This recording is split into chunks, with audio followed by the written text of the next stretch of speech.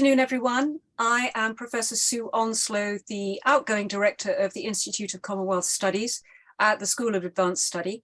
And it gives me great pleasure to introduce today's lecture, which will be given in conversation between my colleague, Martin Plout, who is Senior Research Fellow at the Institute of Commonwealth Studies, and of course, the former BBC World Service Africa editor, in conversation with the leading South African public intellectual and director of SOAS, Professor Adam Habib. We very much hope that the leading South African commentator, Justice Malala, will be able to join us. As yet, he's not on this Zoom call, but as I say, we very much hope that he will be joining this important discussion. I'm delighted to be organizing this event with my colleague at RUSI, the Royal United Services Institute's Senior Research Fellow, Mr. Simon Rinn.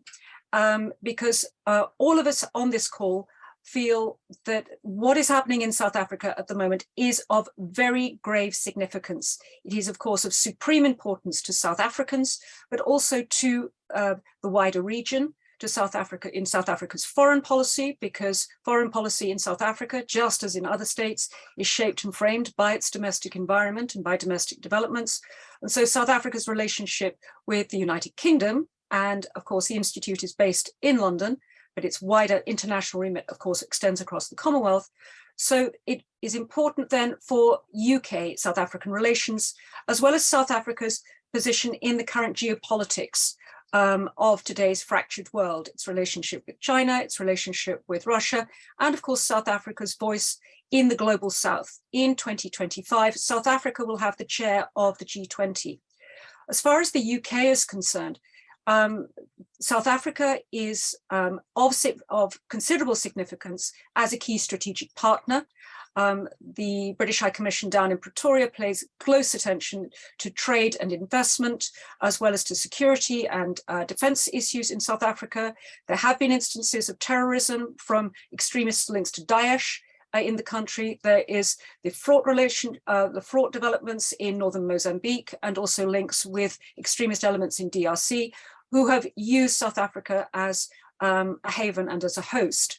So there are wider implications then for South Africa's stability, going beyond the current polycrises which are affecting the country at the moment.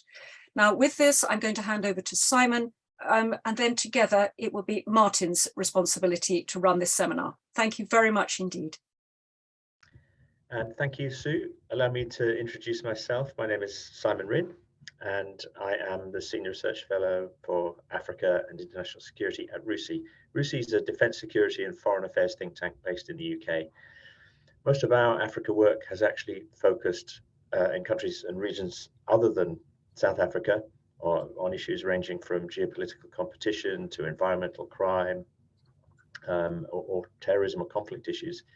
And I would actually like to thank Sue and Martin for pulling me up, in a sense, contacting me to suggest that we begin to think and focus a little bit more on questions around South Africa and its immediate future. I don't want to make any crude comparisons with other parts of Africa. Of course, we've seen lots of the challenges that Sue has flagged playing out in recent years, whatever terms you want to use: democratic backsliding, huge economic issues around COVID responses and the fallout from those policies, questions around sovereign debt now, and then further economic issues on the back of Ukraine. But I would suggest our assumptions about South Africa, our mental model, is in effect that it is always a little bit different. It's an exceptional case. Everything will be okay in the end. South Africa, I speak perhaps for myself, but we tend to assume that South Africa is resilient enough. It can weather challenges that trouble other countries for a variety of reasons, including an issue of scale. I think there's perhaps a sense that South Africa is too big to fail, if you know what I mean. But of course, there are amber warning lights starting to blink now on the economy, domestic security issues, crime, policing. So you mentioned the terrorism issue, and of course, there's also a right-wing aspect to that too. And very recently, the South Africa's naval drills with Russia and China whatever one thinks of that should at least flag for us that its geopolitical position and orientation is not a simple matter. So I'm hoping today's event is a chance for us to dig into some of the issues that we've just been flagging, really start a conversation that allows us to interrogate those risks and those assumptions around resilience.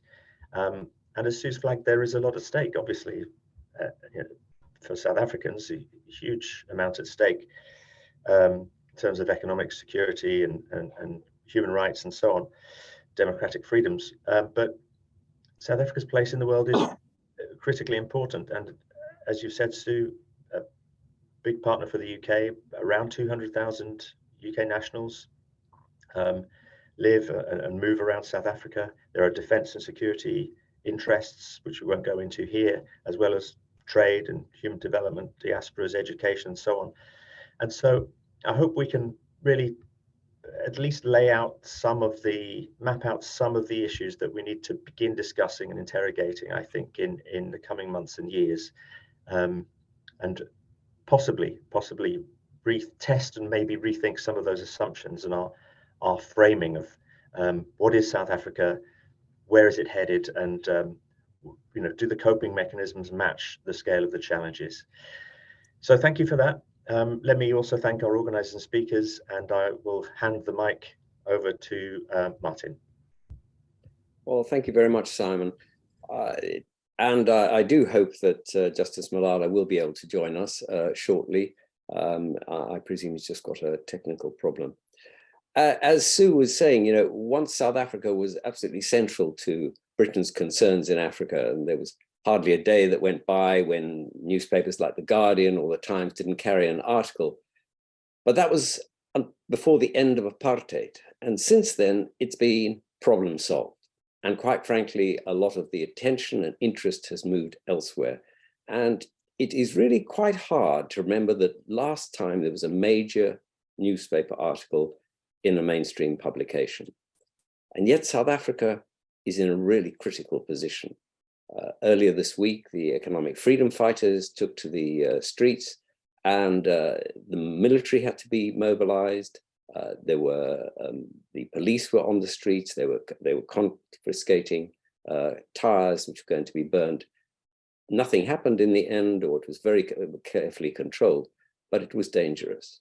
And the country has also been greylisted, which means that all of its financial transactions with the international world are now much more closely scrutinized, because there are concerns about South Africa's relationship with money laundering and with terrorism. And these are really, really worrying, and they are going to reduce the growth rate of the country. Now, before I forget, I must ask you all, all of you who are participating, if you want to put a question to any of us, please do, and just type the questions into the Q&A box, which you'll see on your screen. Now, I want to welcome Adam Habib, who is certainly one of the best known South Africans. He is the director of the School of Oriental and African Studies at the University of London. He's been that since the 1st January 2021. Before that, he was the Vice Chancellor and Principal of the University of the Witwatersrand, Johannesburg. And that was my old university, or one of my old universities in South Africa. So it's a real pleasure to have him with us. He was also the former Deputy Vice Chancellor at the University of Johannesburg. He has served as an editor or on the editorial board of a number of South African publications and journals, Transformation, Politicon, Voluntas, and the South African Labour Bulletin, all of which have played a huge role in developing an understanding of South Africans and by South Africans. He's written 2 books, one in 2013 called South Africa's Suspended Revolution, Hopes and Prospects, and the other one in 2019, Rebels and Rage, reflecting on the Fees Must Fall movement. Adam, I wonder if I can just quote to you something that you wrote recently in a tweet, and perhaps we can begin there. You said, South Africa has become a mafia state and one at war with its best citizens, cry, my beloved country. I never thought I would feel those words in a post-apartheid era. How have we fallen? Can you just explain really what you meant by that and how you come to that conclusion? So thank you, Martin. And thank you to the team for inviting me. It's a real pleasure.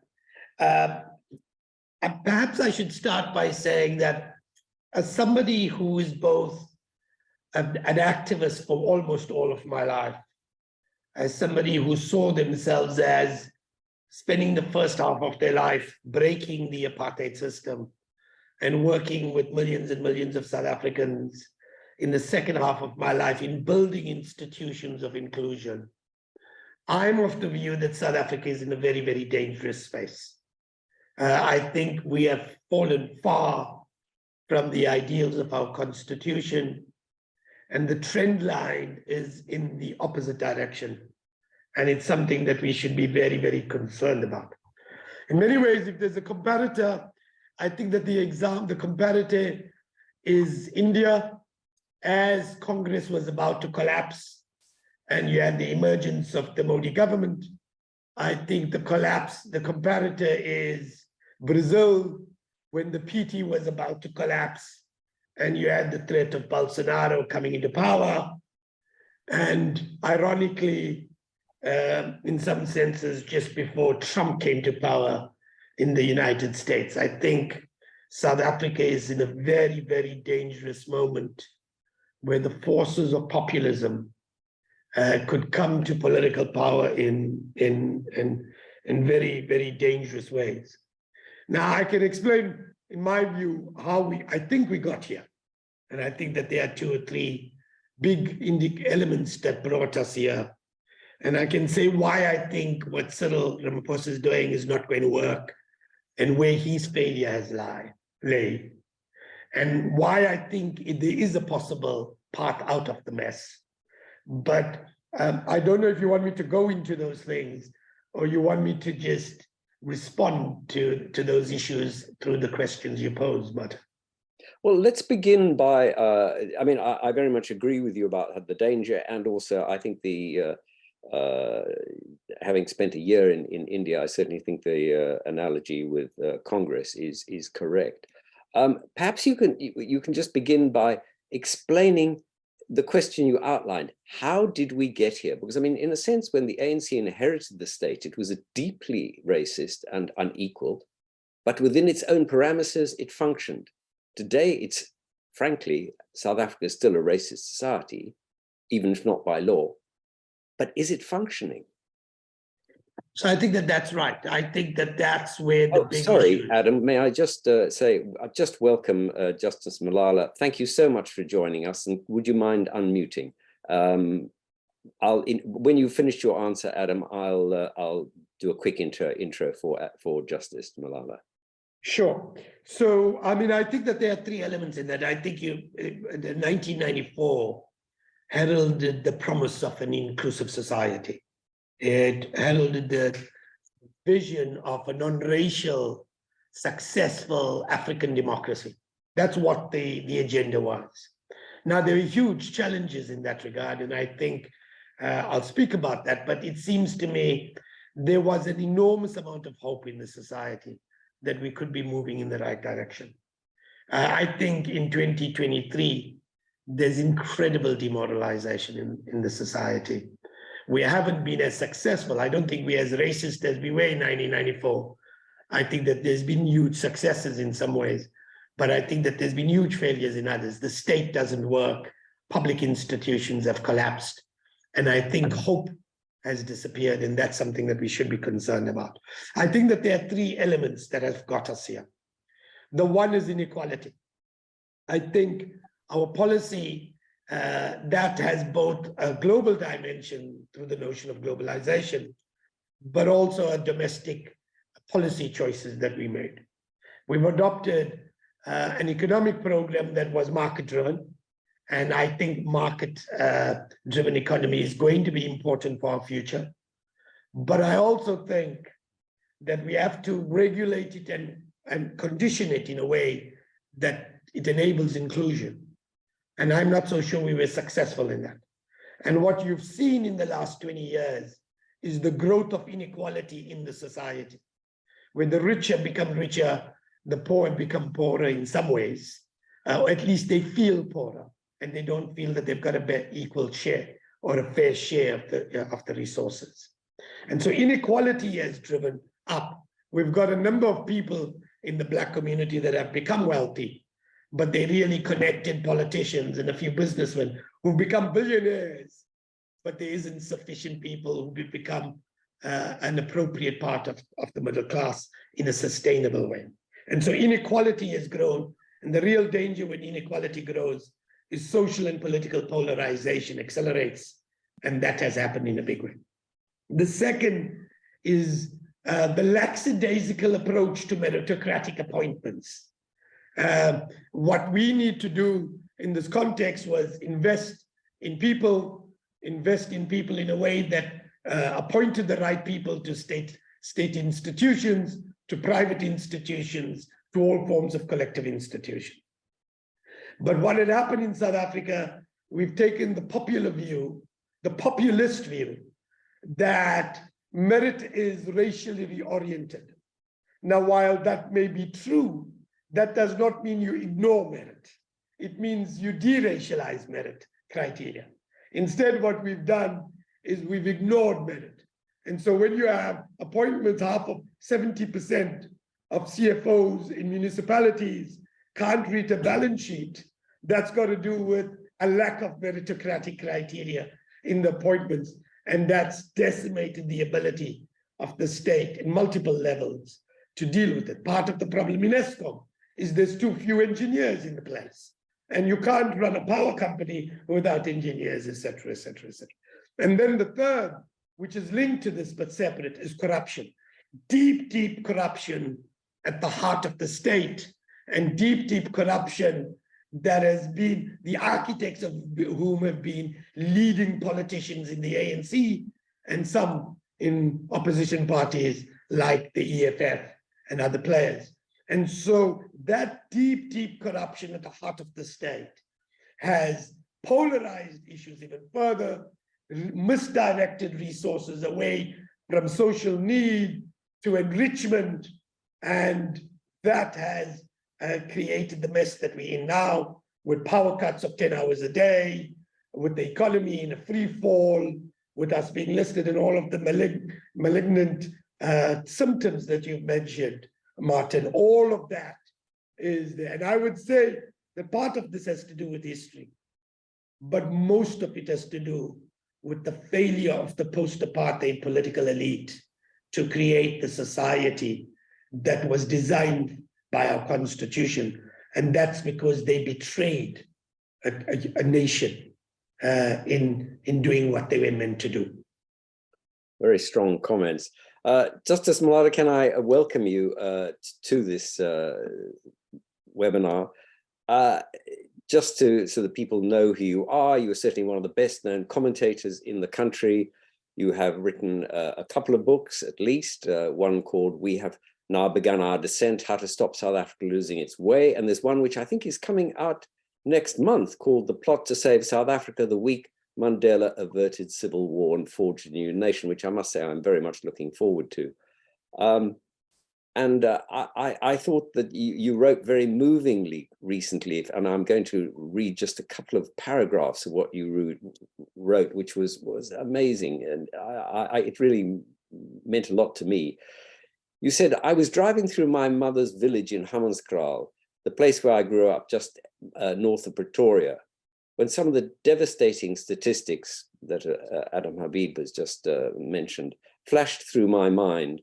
It was 8 p.m. It was pitch dark. Not even the stars provided the light night I grew up with in that village. There was no electricity until 1996, when the Mandela administration rolled out water and lights. Now, after just 27 years, the village is often dark. It is back to the dark days. As I drove along slowly and gingerly, I reflected on the visceral effect of load shedding and government incompetence on ordinary people. In that village, a few of the main roads were partly tarred and then abandoned by contractors when the Tshwane Council supposedly ran out of money. With the recent rains, the road was turned into dongas. They were unpassable. I had to park my car a block from my mother's house or take a roundabout route. Then there is load shedding. On the evening, youngsters set piles of rubbish alight in the streets to create some light as they gather to gamble or smoke or hang out. Smoke plumes go up into the sky. I arrived at my friend Donnie's house, and when I told him about the rubbish fires, he said to me, "Ha, feudalism, eh?" Anyway, it was a very moving piece, and I think it meant a lot. You know, it really got home to me what it means to you personally. I just wondered, would you like to make a couple of initial remarks as Adam has? Thank you so much. Can you hear me? Is this fine? Yes, absolutely. Thank you. I want to apologize for joining late. I was caught in a family emergency, so I'm not sitting where I thought I'd be sitting as I speak to you. But it's all good. So thank you for your patience. That piece, Martin, thanks so much for reading from it, was written, I think, last week. I'm speaking to you from South Africa now, where I've visited my mother and other relatives, and the hope that Adam spoke about, that has been dashed, is palpable. People are despondent. People are sad. This morning, most South Africans would have read about the International Monetary Fund's projections on the economy, and they're projecting a 0.1% growth for South Africa for this year, and even worse for the near future. So in a way, I want to add to what Adam has said, but to take a slightly different view and say, you know, Adam wrote a brilliant book about a decade ago called Suspended Revolution. I think it was called, Adam. Yeah. And much of what we are talking about today is what Adam was talking about in 2013, but only worse, only supercharged, only at a scale that many of us, if you'd asked me in 2013 or asked me in 2003, I'd have said, oh, you know, Adam Habib, he's being a little bit overblown there, and so forth and so forth. So the real experience of what we're going through as a country is that it keeps on getting worse. So the municipalities that were collapsing or collapsed in 2003 probably doubled by 2013 when Adam's book came out, and probably doubled again by today.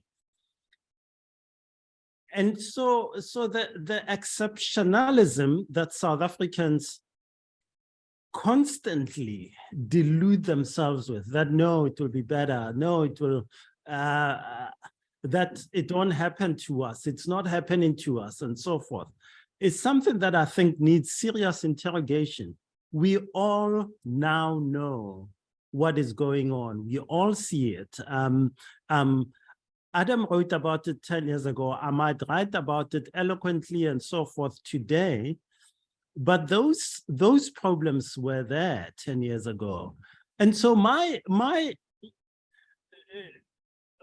one needs to stop and say, how did we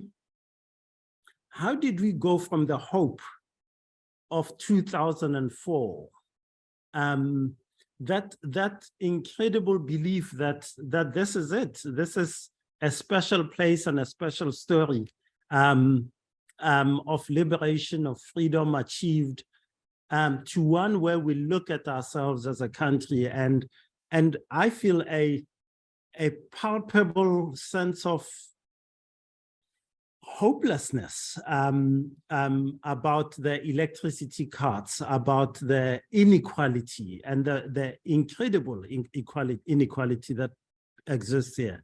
But even worse, you know, Martin, you've written a lot about these young people, unemployed, poorly educated or uneducated who hang out on those street corners. A youth unemployment rate of above 60%, and that's getting worse every year. There is something that we've done wrong, and so my part of my questioning at the moment is: have I done enough? Have I spoken out enough? Have I written enough about the fact that it's not getting better, it's getting worse? The fact that not just me, has civil society in general in South Africa, perhaps in other climes where you are, where Sue is and all the other panelists, have we done enough to stop, to halt what has gone on? I often wonder, I was just 23 in 1994. I wonder when I look back now, whether I, to use a word that students that Adam teachers use, have I copped out? Did I? There was a lot of solidarity in what I wrote, and then there is a lot of solidarity with the people of South Africa. But was there a lot of solidarity in what I wrote about the ANC, for example, and so didn't hold it to account enough, even as I try to hold it to account? Because the hope of 1994 is dashed, and that for me is a profound sadness and profound regret, and I think we'd be lying to ourselves if we sat in the room today and did not reflect on the fact that it's been going on for a long while. 2013 was bad. 2003, things didn't look too good. And did we ring the alarm bell hard enough, quickly enough, loudly enough to stop these things getting to where they are today? Thank you, Martin. Well, thank you. I mean, I think that you're absolutely right.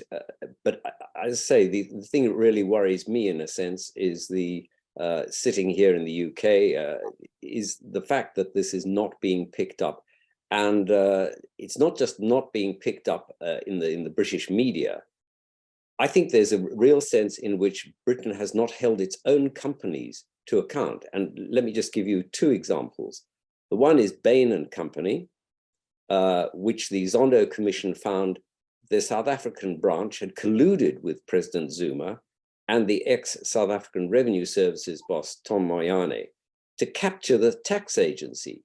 And so the UK has now said that Bain South Africa is still banned from doing work for it, but the international Bain is subject to rigorous monitoring for 2 years, but is back in its good books. The other one was Bell Pottinger, which used to do the lobbying for Mrs. Thatcher. Very powerful organization, was hired by the Gupta family, which had links with Jacob Zuma. And they began using social media, fake news, paid by the Gupta family, and they came close to whipping up what could have been a civil war. And I just wonder if, we have, in a sense, let the British side of this off the hook in not holding the British companies and the British government, in a sense, to account for where we are now. I mean, either of you. I mean, I'd be happy to say that I think you're right. I think that Britain and the British government is complicit in many ways in the responsibility by not holding those companies to account, and there are a couple of others. Having said that, Martin, I do want to say that we must be careful not to let the South African political elites off the hook. It is outrageous that the Guptas are arrested somewhere else but are not arrested in South Africa. It is outrageous that they've been barred in other places and the same onerous conditions have not happened in South Africa. It is outrageous that a president who was literally selling the country, is not in prison simply because of the fear that he can create mayhem on the streets of Durban and KwaZulu-Natal. And so, yes, by all means, I do think we need to hold the British government to account. I do think we need to hold, and I'm very against the idea of the international bail being allowed back into the corridors of power, if you like. But I am horrified about the failure of the South African political elite not to take accountability for bringing our country to its knees. Jacob Zuma didn't operate in a vacuum. He operated with the leadership of the ANC for many, many years.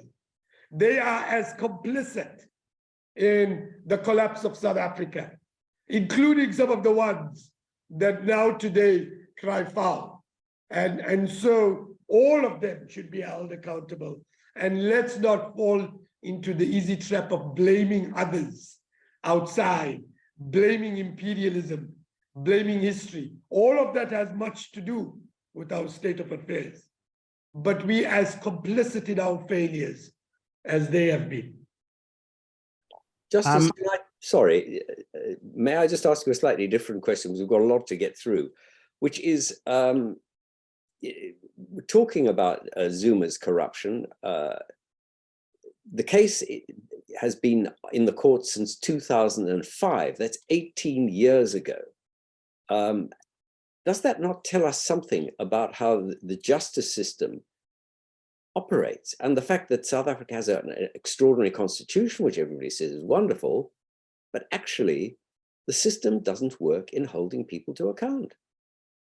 The system, Martin, is open to abuse, and it's been abused for 2 decades now by Jacob Zuma. At the moment, Jacob Zuma has the prosecutor in his initial corruption trial that started, as you rightly say, 18 years ago. He has laid charges against that prosecutor and a reporter.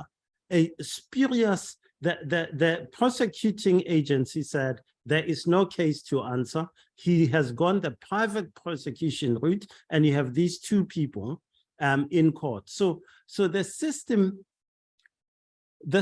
is a we like to say it's a Rolls Royce in South Africa, and you can pack it in many ways to use it to delay, and Jacob Zuma has used it to delay. So 2 tactics have been used.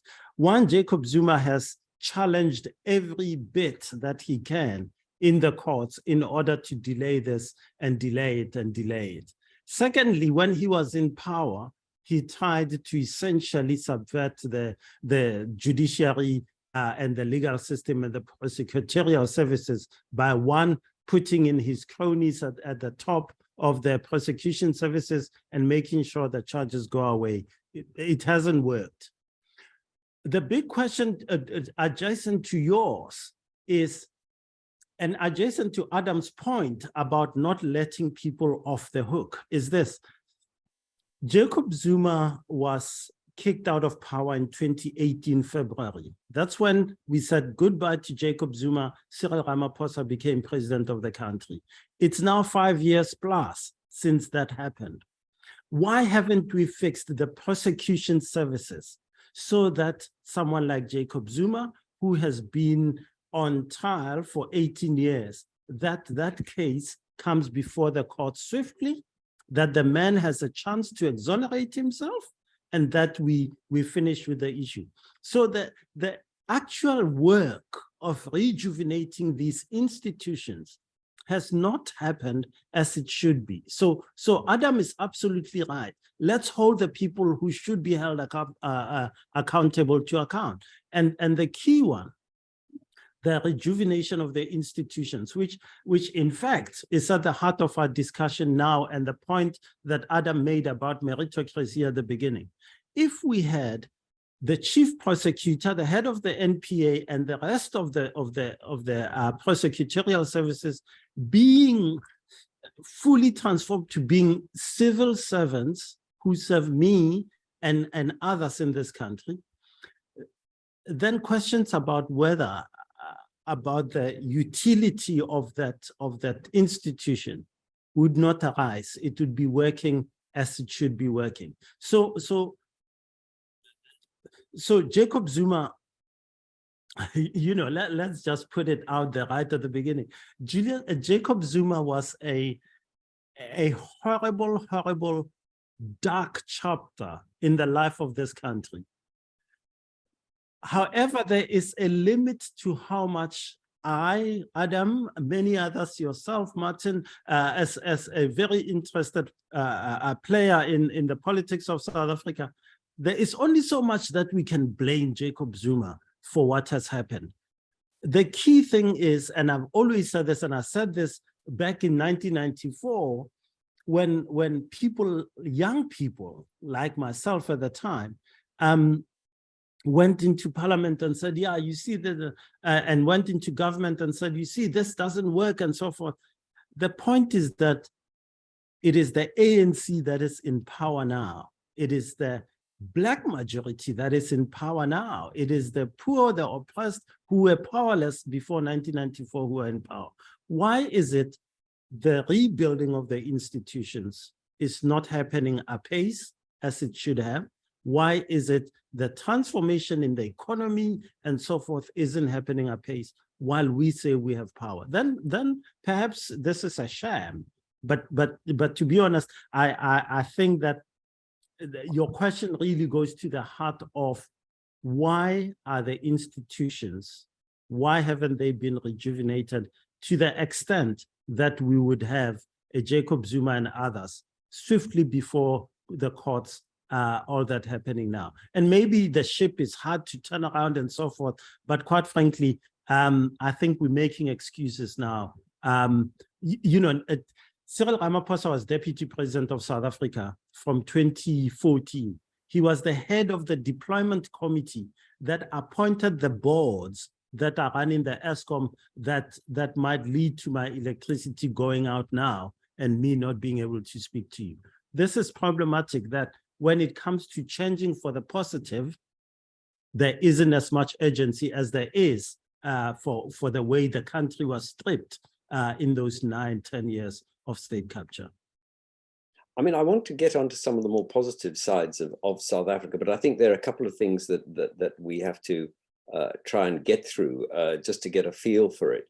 One is the way in which the country has become, I mentioned right at the beginning that it is being greylisted, and that in a sense talks about its relationship with money laundering and with terrorist groups, including people like Islamic State. Now, I'm not saying this is officially done, but the fact that they can operate from South Africa, I mean, how worrying are both of those phenomena? I mean, if I may jump in very quickly, Adam, before you speak, I would say they're deeply worrying, but they don't speak to inability.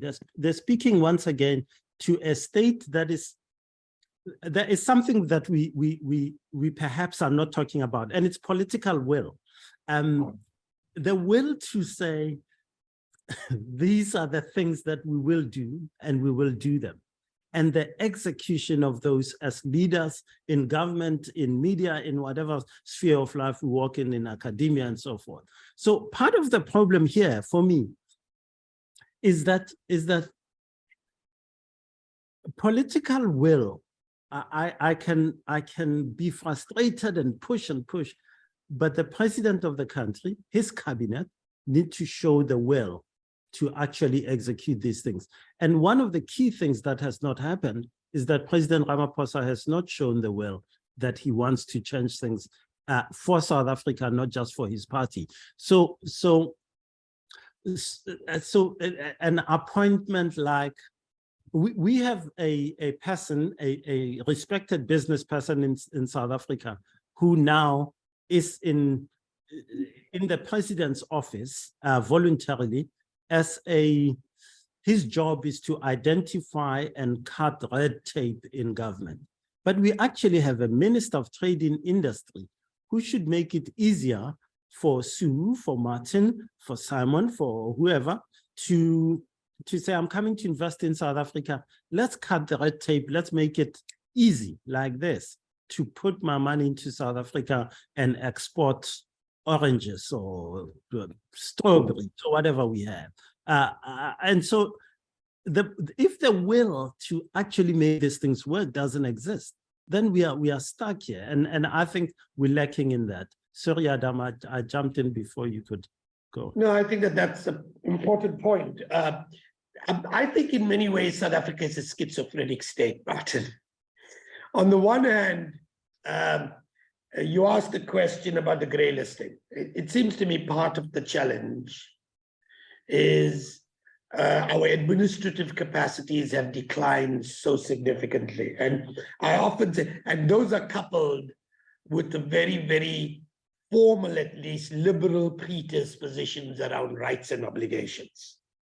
I've often said, and people often say in South Africa, and forgive me for using the example of Burundi, I don't really mean anything, I don't mean negative about Burundi, but they say South Africa has the policies, programs, and civil liberties of the European Union with the administrative capacities of Burundi. And that combination at a generic level is where the problem lies. But there's a second side to South Africa, which speaks to what Justice speaks about. Where we have a desire, we can move things. Our private sector can turn around things quite quickly. We can deliver a renewable energy program quite dramatically with significant growth. We have been able to only 12, 15 years ago, build multiple stadiums around the country in a way that enabled the World Cup to be run in a fairly efficient and significant manner.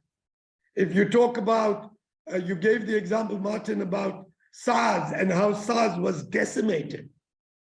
But SARS has turned around in many ways around its administrative capacities over the last few years. And it took 2-3 years with the right appointments, and we got that going. Our Reserve Bank works. It works well. And at least Treasury has some sense of administrative capacity. Why do we have that there and then a complete collapse in local government which is at the cold face of delivery? No, why does Home Affairs not work? Yeah. That's the question that I think we need to confront. No, I completely agree. And I mean, just the one of the reasons why I'm told why the economic freedom fighters protest this Monday was halted was through using the shall we say the non-state actors. And I mean, they did deploy the army, but they also used 19 private helicopters from private security firms and 2 police helicopters, because they didn't have any more. But yes, they employed them. But the really worrying part about it is that the police also used the taxi firms, the taxi agencies. And if you want to get somebody bumped off in South Africa, the taxis are the people you go to, and they can bump off anybody really cheaply. These people are capable of anything, as anybody who's traveled on South African roads knows. But let me ask you a slightly different, put things slightly differently. I'm 72, will soon be 73. In my whole lifetime, there has been one transformation in South Africa, one change of government. I was born before after the National Party came to power, and they brought in apartheid. Then finally you got rid of them, and you got the ANC. Are we not on a good point now, in the sense that, yes, Adam, you're right, you compared South Africa and the ANC to Congress in India and the PT in Brazil, that they're gradually fading from popularity, and maybe next year's elections will come around and we'll see a new force, or will we? That's the question I want to ask you both. Do you want to go first, Justice? Martin, I think it's fantastic news. I think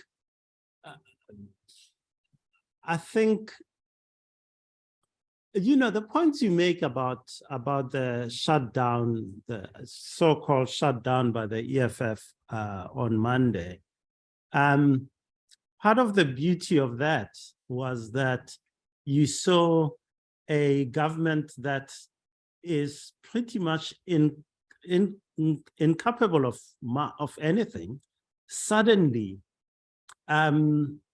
really energized and managing to stop people who were about to cause anarchy. And to be honest, and just in defense of the government this time around, there were some very, very harrowing statements made, for example, by Julius Malema of the EFF. And you know, they were about fear, about intimidation, about violence.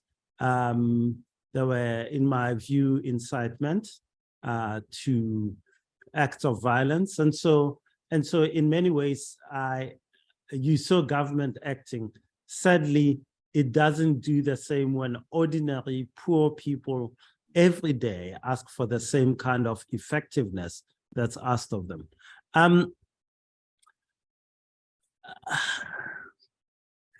You know, I think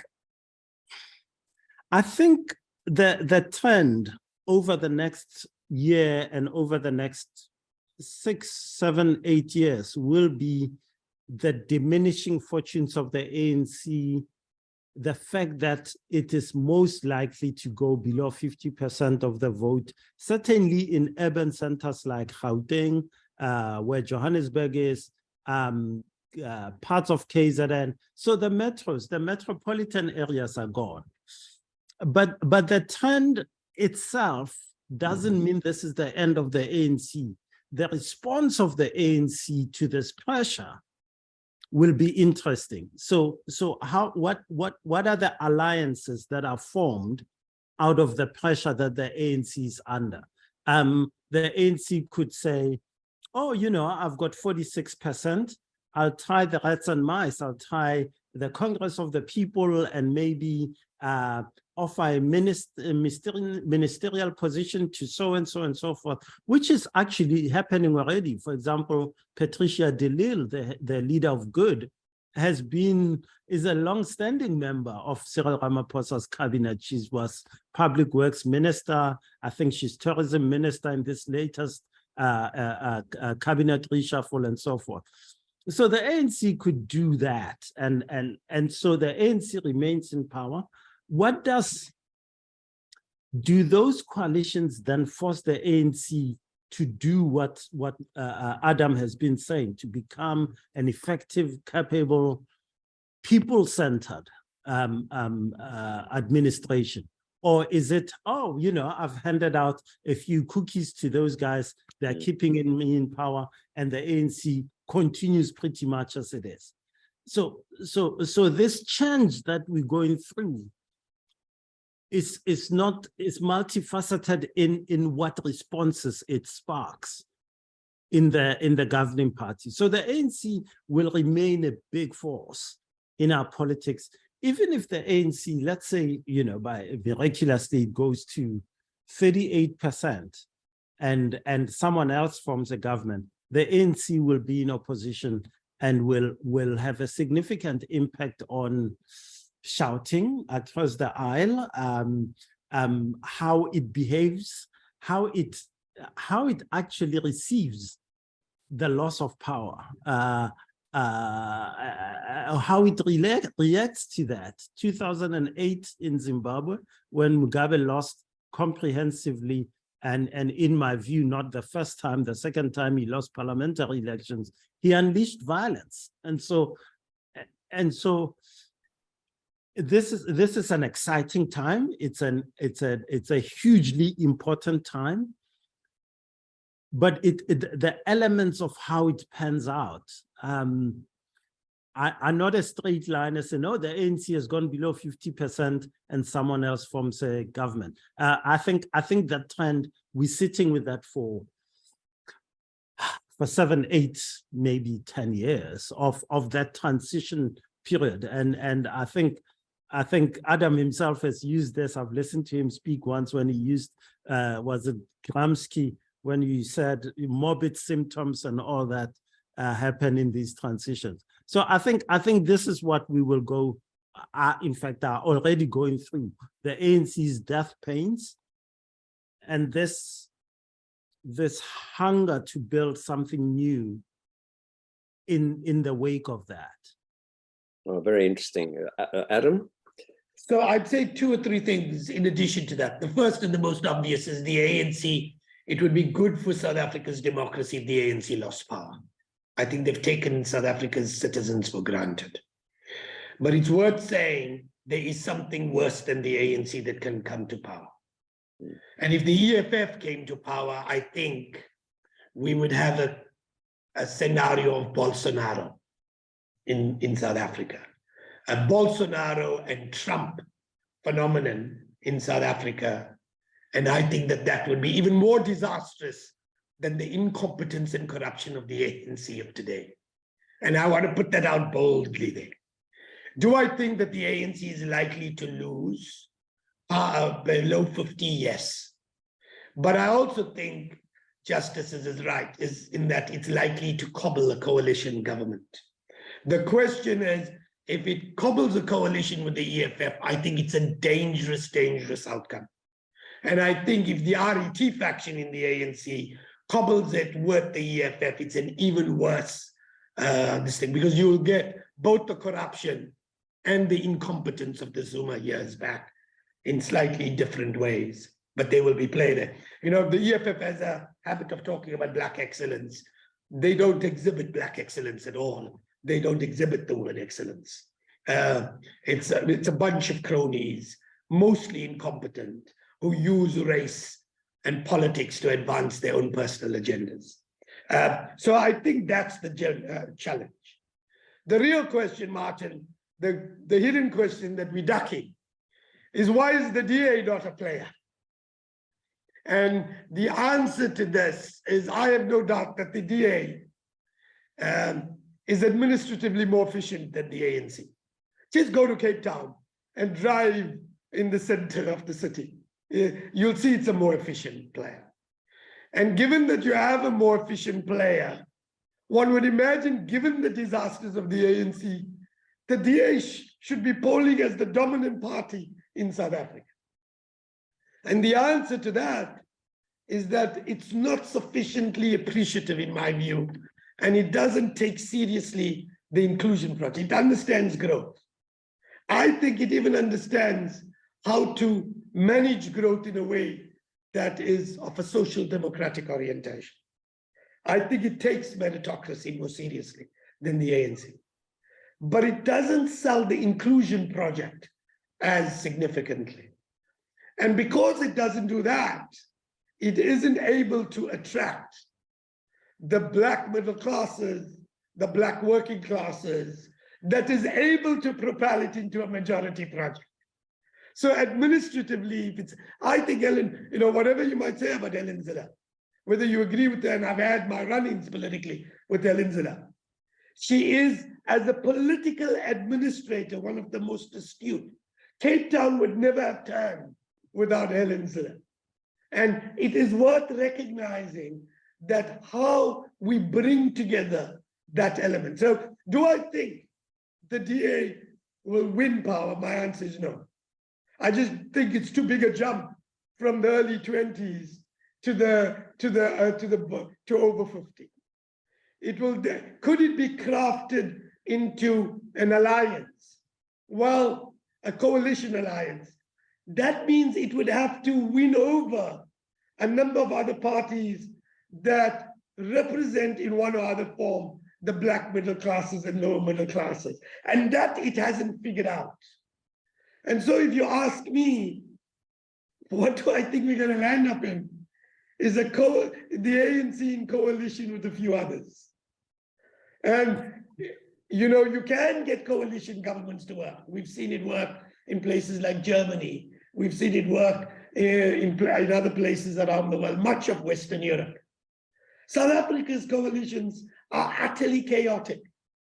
The municipal government has almost collapsed. with our coalition governments. And I don't anticipate our coalition governments in a post-24 period being any more stable. And so I am in a kind of existential dilemma. The ANC, I don't believe, is good for South Africa. I believe it needs to lose. But there is no immediate potential alternative that could come and take power. They often say, come the time, come the person. Unfortunately, the time has come, but the person hasn't come.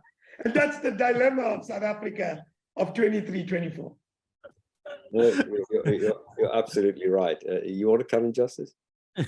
Martin, I wanted to say, the issue that we're really ducking here is whether a chunk of the ANC is prepared to walk away from the RT crowd, and whether a chunk of the DA, and I think a significant chunk, is prepared to walk away from its more hardline adherents and join up with the ANC. Now, F.W. de Klerk and Nelson Mandela back in the 1990s faced a dilemma like this. To be honest, they had no choice. Otherwise, they would inherit a country that had nothing, that was in flames.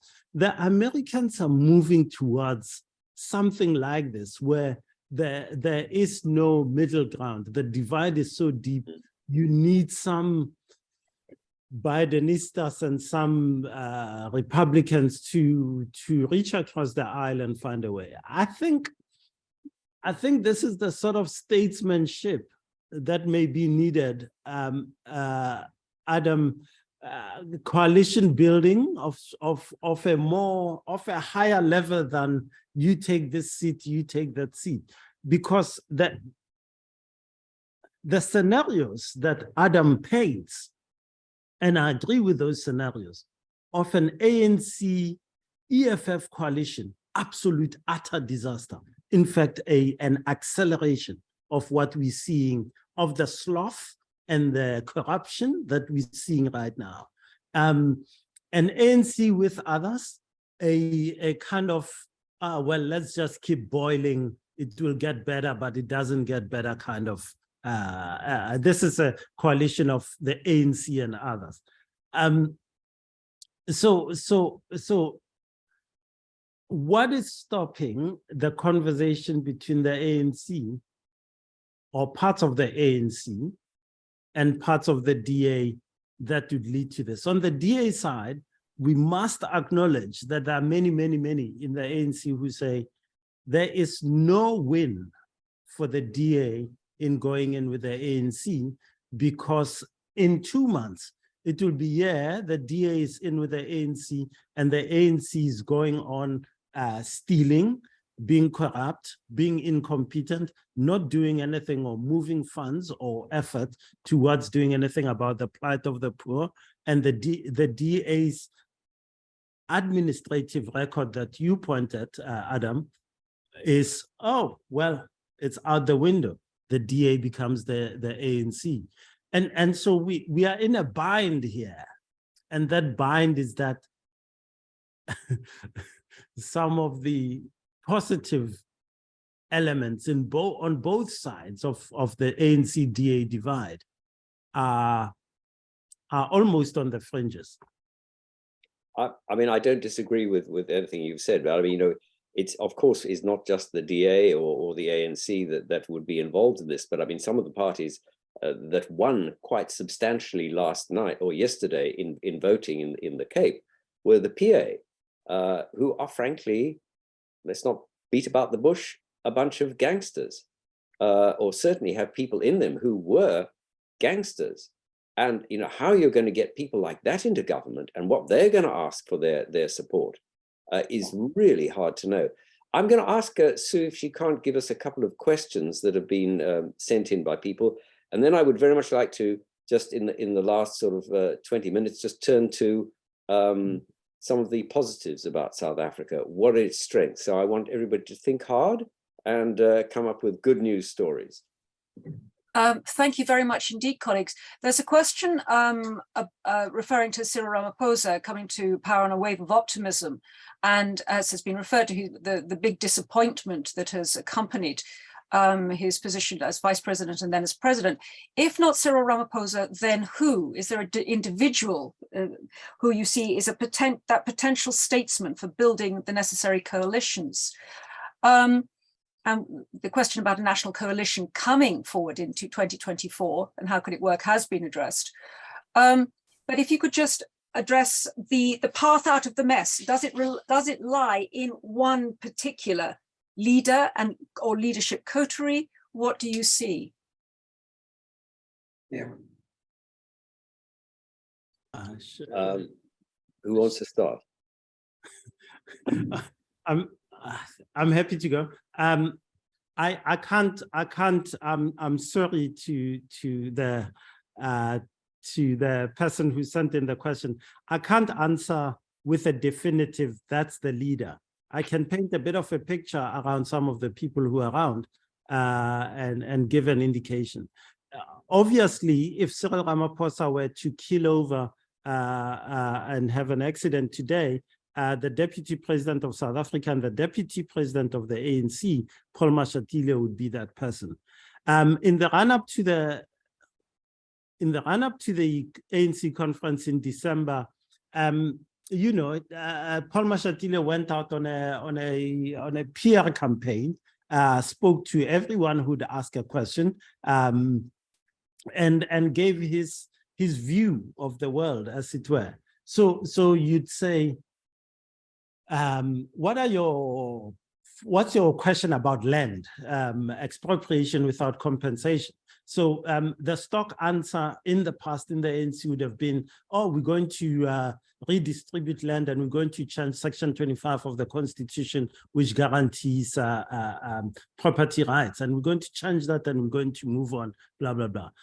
He was very pro-business, very market-friendly. And he'd say, no, we don't need to do that anymore. We have the Expropriation Act, for example, which limits what government could do, what municipalities, or what the expropriating authority can do. So very much the I'm okay for business, I'm okay for, I'm not Robert Mugabe, and so forth and so forth. My question and my current niggle around that is, if Ramaphosa is scuppered, for example, by the Phala Phala scandal, which still has just explain that very briefly for people who don't know. For those who don't know, the Phala Phala scandal was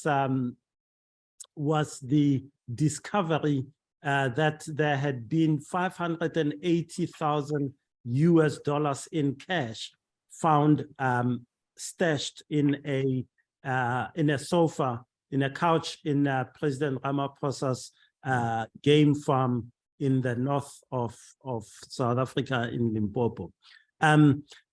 The money was not declared to the taxman. The person who allegedly brought the money into the country said he declared it to the tax authorities, but it was not. The money was stashed in a sofa and was stolen. The president did not report the matter to the police. His head of protection services went and investigated, found the people. The allegation is that those people were roughed up, and there's been a big question about ethics, about morality, about legality, about money laundering, and some of the issues that Martin referred to in terms of greylisting and fraudulent activity and so forth and so forth.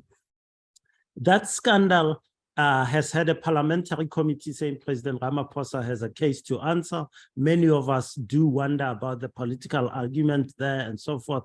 There has been a public, the Ombudsman of South Africa has said, well, actually the president doesn't have a case to answer and so forth. But there are probably around 5 other agencies, the police, the Reserve Bank and so forth, are all looking into this matter.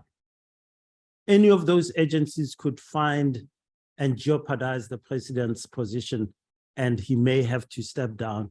As Julius Malema likes to point out, when the parliamentary committee said he has a case to answer last year, he actually drafted a letter saying, I cannot in good conscience do this. I need to say there is a big proviso that I have to put to the story.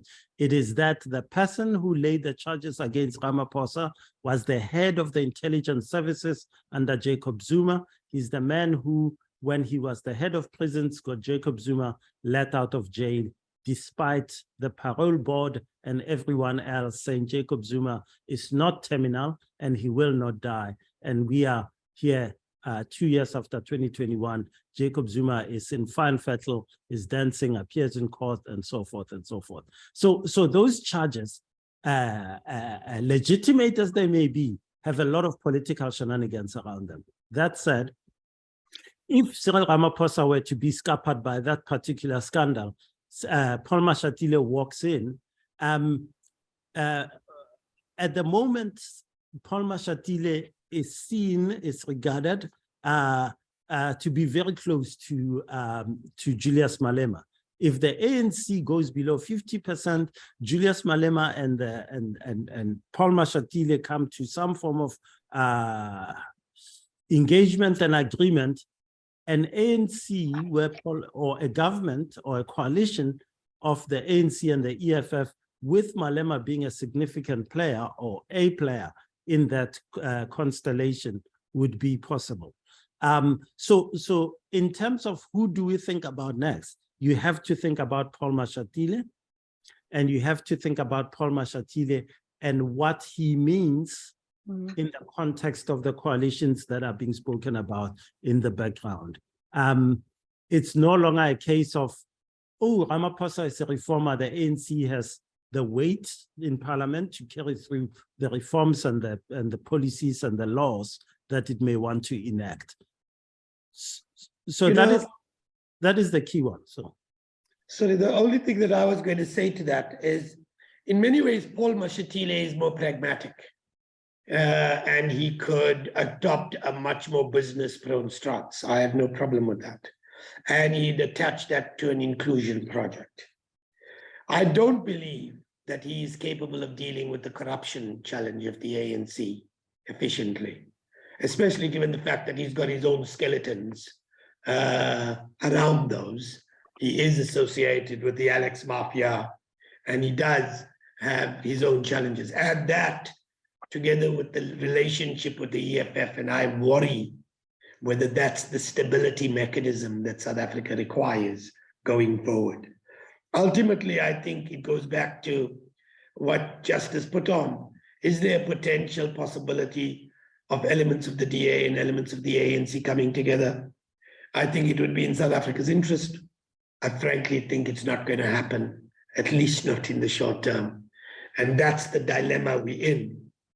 And that's the conundrum of 23-24. So if you had asked me as a betting man, where would you put your cash? I would say probably more of the same for the coming years. Martin, if I could just follow up, please, with Adam Habib. Does this mean then that you don't believe that the ANC is capable of reform from the inside? Or do you, in your view, is the historical legacy of the rot too deep within the structures and political cultures of the party, which prevent its effective reformation? No, I don't think it prevents its effective reformation, but its reformation is not going to happen solely from within itself. It has to be, no reformation ever happens within an institution solely from within itself.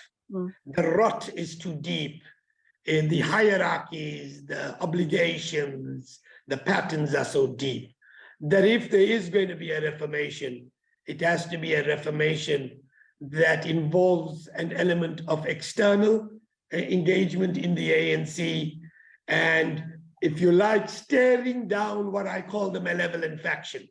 You're not going to be able to reform the ANC without staring down the RET crowd, without having the ability to arrest them, without having the ability to stare down the EFF. And however much the EFF is an external party, it was given birth by the chaos of the ANC itself. It comes from within the ANC. So if we're thinking about an internal reformation, it has to be staring those elements down, and is more importantly, bringing in new elements into the party that give it a greater gravitas, a greater legitimacy, a better administrative capability, and bringing that together. And then the only way that works is if through iterative examples of progress, fixing up SARS, fixing up the electricity crisis, fixing up the sanitation, people start believing again that you are capable. But that's not going to happen simply solely in the ANC of 2023. The new ANC that has to involve an external element, a new element, and a staring down of the malevolent factions within the current ANC. Before we go on to the strength, I just want you both very briefly to comment on 2 points. First of all, neither of you have mentioned a woman who might be in a position to, lead the country, apart from Helen Zimmer, and I don't think you would really suggest that it's going to be her. And the second one is Vladimir Putin going to be arrested when he goes to the BRICS conference in South Africa? So, I mean, could you both answer those just briefly? I mean, on Vladimir Putin, the answer is no, absolutely not. It's not even in, I don't even know why we're debating it. I think there's zero chance that is happening. No, I think Adam, it's worth a debate because we had an incident here, and you'll remember this, when we had the president of Sudan, Omar Bashir. Omar al-Bashir, who came to South Africa.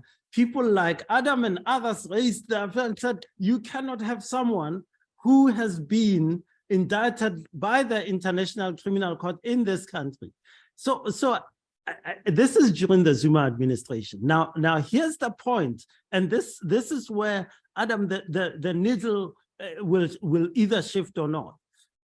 At the time, I don't know how to put this, but there was a bit of shame in the system.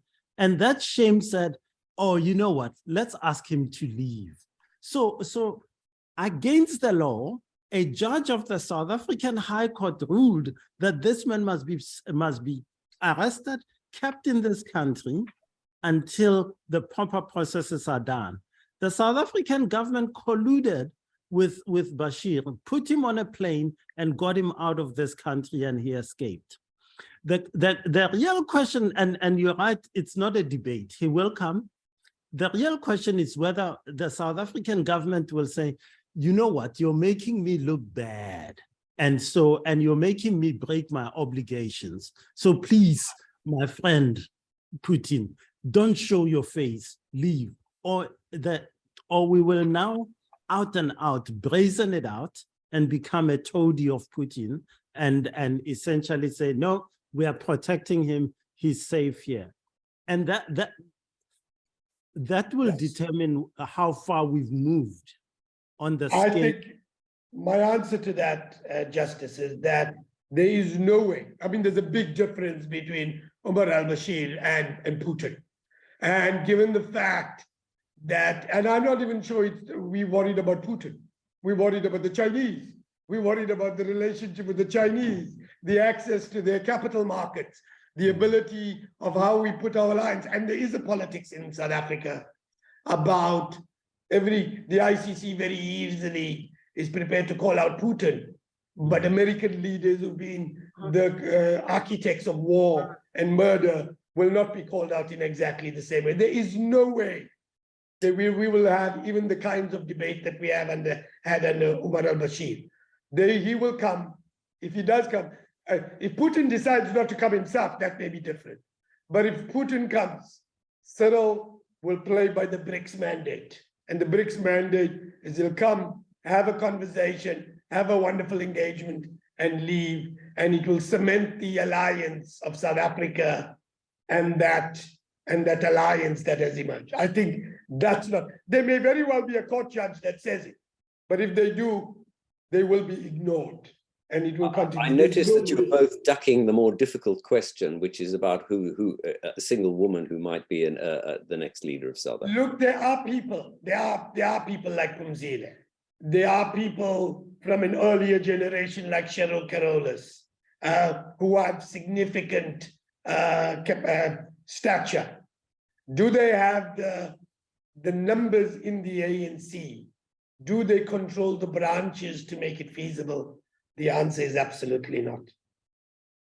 I would say the history of rejuvenation, of reform in the ANC is not very uplifting. So in December last year, there was a big shift in the ANC's demographics, if you will. Much younger people have got in, but look at those people. Adam has been in education most of his life, in academia. You'll remember the former minister, deputy minister of education, a young guy in his 30s, I think early 40s now. He beat up 2 women in a nightclub. He was convicted. He accepted a plea deal of some sort. He's back in the National Executive Committee of the ANC. Malusi Gigaba, the former finance minister, one of the young generation of the ANC, in his 40s now, I think, accused of many of the issues in the Zondo Commission of Inquiry. He's back in that NEC. So you have talk of, oh, we're changing things, but actually, and so it's, oh, we need younger people. And so a lot, you know, there's huge chunk of people in their 30s and 40s, but who are these people? And then you go through the list and you realize that this is not at all. So same thing around, there are more, the ANC is probably the most gender progressive organization in the world today in terms of its highest echelon, the National Executive Committee. But will any of them break the male dominance at the very top? At the moment, I don't actually, I think Adam is being very optimistic around people like Phumzile Mlambo-Ngcuka, who are very capable people, but I don't think the ANC structure as it is, as in, you know, do they command the support of those branches and so forth? Actually not. And so sadly, and I think you both agree clearly on this point. Just in the last 9 minutes, I just want to look at some of the more positive elements. And I think it's really easy to get terribly depressed about South Africa. And, you know, in a sense, we've been here before. Not in my lifetime, perhaps. As I said, I was born after the arrival of apartheid, which must have been the worst points in history, but other ones as well. Let's not forget the revolt that happened in the army during the First World War, when the government, the Botha government, agreed to join the British and the others in fighting the Germans, and half the army practically revolted. Or the 1922 Rand Revolt, when Smuts brought heavy artillery to bear on white miners who were you know, in revolt against him, and bombed people from the air. Now, nothing like that has happened, even though, what was it, 350 people died when Jacob Zuma was tried to be taken to jail. So let's just look at a couple of the strengths. I would like each of you to look at something you think keeps South Africa on the right course, because the one thing I would say is, you know, it's really important that we don't ignore the strengths of South Africa and the strength of support for South Africa in the rest of the world. I mean, who was it that was the first leader to be invited by King Charles? It was Cyril Ramaphosa. He had a state visit here, and that wasn't for nothing. The Commonwealth loves South Africa. The United Nations supports South Africa. And the African Union likes South Africa, so that they have a lot of friends. It's not just the Russians and the Chinese. So I'd like you both to think about something that you think that South Africa can bring to the table and genuinely offer in the way that it can restore itself and also restore itself in the eyes of the international community. Which of you who would like to begin? Let me kick off. I'd say that there's 2 or 3 things. One is South Africa has an incredibly capable private sector. Parts of its private sector is very, very capable, and they can deliver in quite significant ways. I mean, think about Massmart versus Shoprite and how Shoprite gives Massmart a run for their money in our context. I think we shouldn't underestimate our ability to go continental wide in MTN, Vodacom, etc. So I think our private sector has some incredible capacities, discovery and number. Second, South Africa's universities, the top end universities can compete with some of the best. I carry on making the point around Wits University, my former university, Martin, the place that you studied at. It still attracts 3 billion worth of cash. It is one of those institutions in a city whose public institutions are collapsing. That university runs well. UJ, the University of Pretoria, Stellenbosch, Cape Town, the top end institutions really perform really well.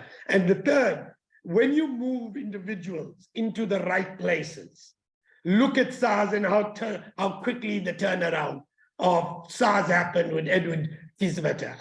And there are possibilities to turn around things fairly quickly. South Africa, when you said it doesn't have friends only in the China and Russia, you're absolutely right. South Africa could serve as a bridge. It is heard in other quarters around the world. It does represent a body of opinion in the developing world that says we don't want to be the proxy of either the West or the East. We want the ability to chart our own path. And I think that voice resonates with many, many other players. So I think it has enormous potential. It's been shot in the foot by its own leadership. And that's the dilemma we're in.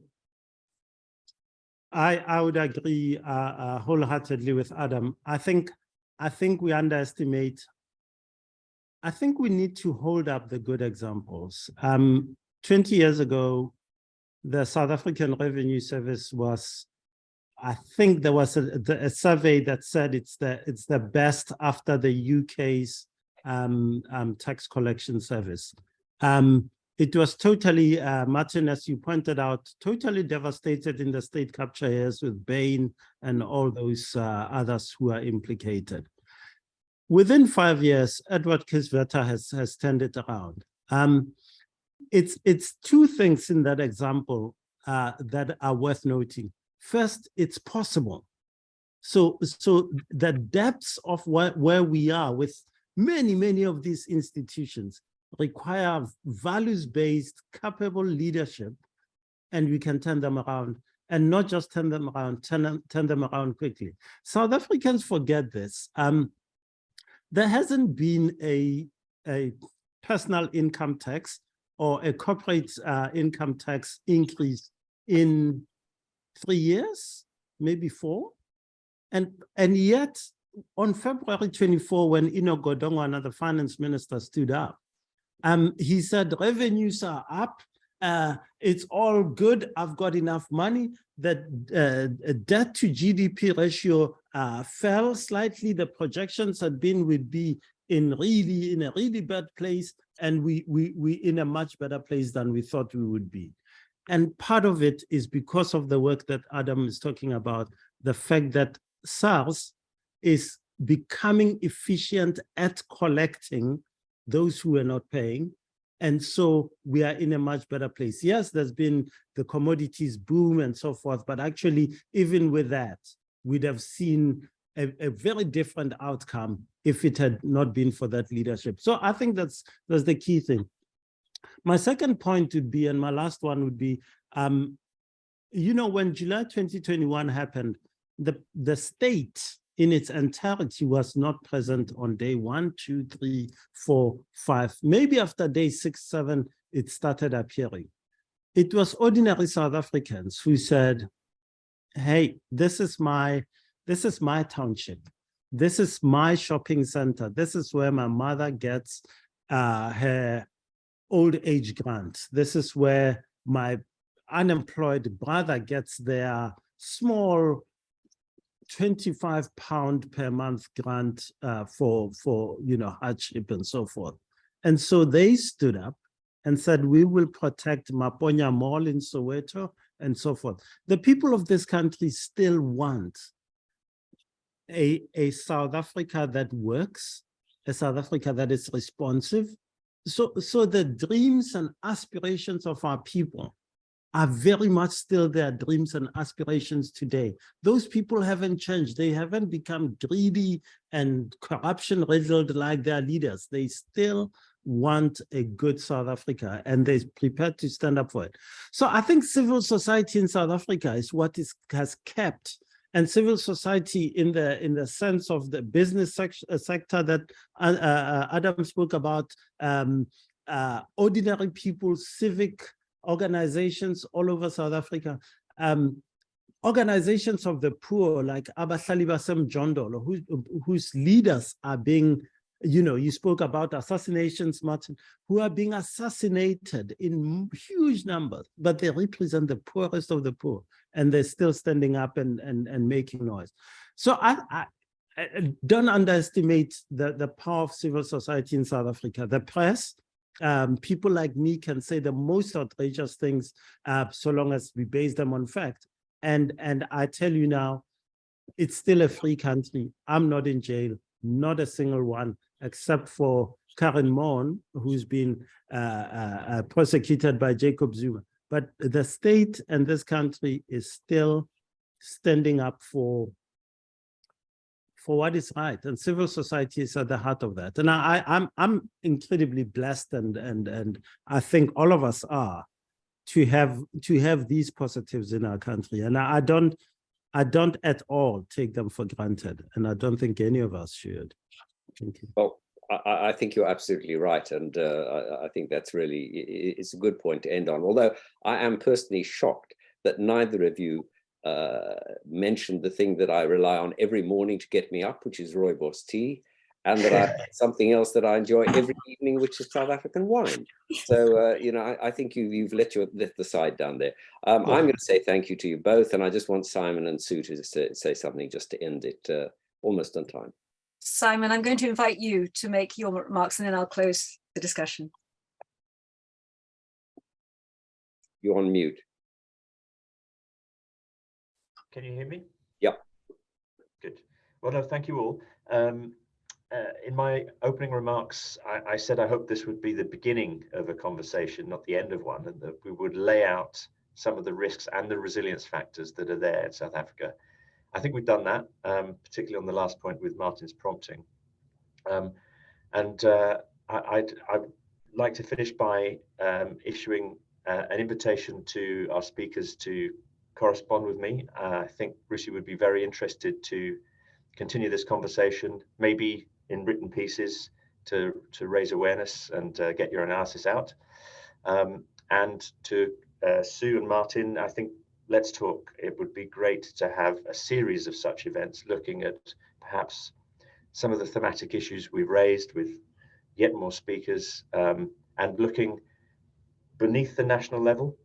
I think there's a lot of variation within South Africa that deserves unpacking. We've talked only a little bit about the local politics, and then outside South Africa at neighbouring relations and international questions. So thank you for a very rich discussion and an element of hope amidst an otherwise quite bleak picture.